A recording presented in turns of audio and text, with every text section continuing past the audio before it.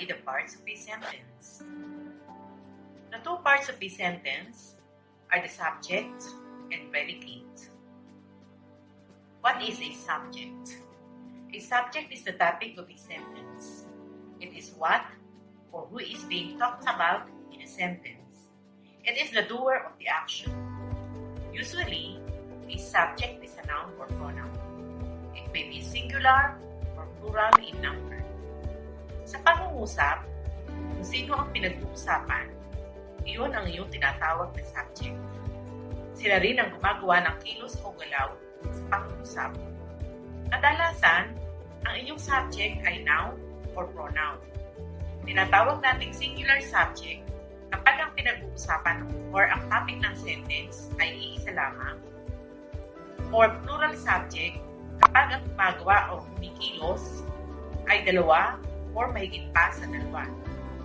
So, dapat nating tandaan, ang subject ay siyang pinag-uusapan sa sentence. The other part of the sentence is your predicate. Predicate is a word or group of words that tells about the subject. The head word of a predicate is a verb. So, ang predicate, noon naman ang ginagawa ng subject sa sentence. O kaya naman, ito ay isang salita o grupo ng mga salita na nagsasabi tungkol sa subject. Ang laging namumuna sa predicate ay ang verb.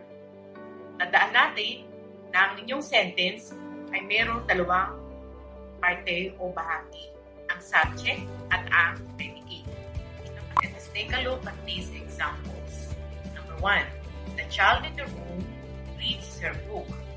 Who is the topic of the sentence? Okay, the child in the room. So, the child in the room is the subject. Reads her book is your predicate. Predicate here is headed by the word reads. Number 2, Amelia and Dana buy food in the market. Sino ang pinag-uusapan sa sentence na ito? Si Amelia and Anna. What do they do in the market? Amelia and Anna buy food in the market. So, buy food in the market is the predicate. The head word of your predicate is the word buy. Number 3, she is the apple of the eyes of her father. She is the topic of the sentence. So, she is the subject. Is the apple of the eyes of her father is the predicate. Here, we don't have the action verb, but we have the linking verb is. So, your predicate starts with the word is, and the whole predicate is the apple of the eyes of her father. This group of words is the apple of the eyes of her father tells about the subject she. So, it is the predicate. Number 4, Dr. Santos treats his COVID patients with utmost care. Dr. Santos is the topic of the sentence, therefore it is the subject. What does Dr. Santos do with his patients? Dr. Santos treats his COVID patients with utmost care. So, treats his COVID patients with utmost care is the predicate. The head word of the predicate is the verb treats. Number 5, this place is swarmed by ants. The topic of the sentence is this place. So, it is the subject. Swarmed by ants is the predicate. The head word of the predicate is the helping verb is. Let us have some exercises. Tell the subject and predicate in each sentence. Number 1, the loving mother teaches her child how to read. The subject is the loving mother, and the predicate is teaches her child how to read. Number 2, it is a warm and sunny day today. The subject is it. Okay.